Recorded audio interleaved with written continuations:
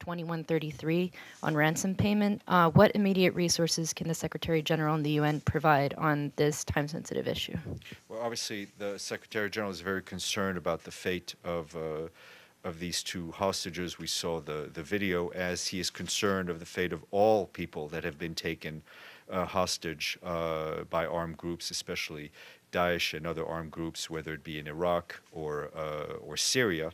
And once again, he calls for the immediate release of all hostages. Does the SG or is there a UN reaction to clearly to payments of ransom, which is clearly not endorsed?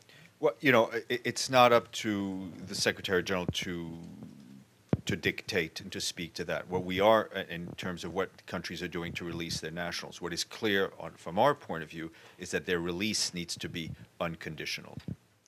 The Secretary General is gravely concerned about the deteriorating situation in Yemen. He deplores the heavy fighting between Ansar Allah armed groups and Yemeni presidential guards throughout Sana'a. The Secretary General calls on all sides to immediately cease all hostilities, exercise maximum restraint, and take the necessary steps to restore full authority to the legitimate government institutions.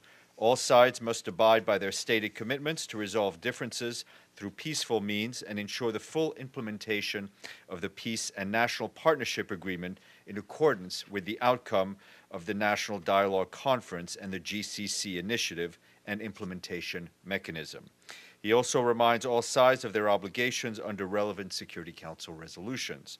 The Secretary General condemns the kidnapping on January 17th of Dr. Ahmed Awad bin Mubarak, Director of the Office of the President of the Republic of Yemen.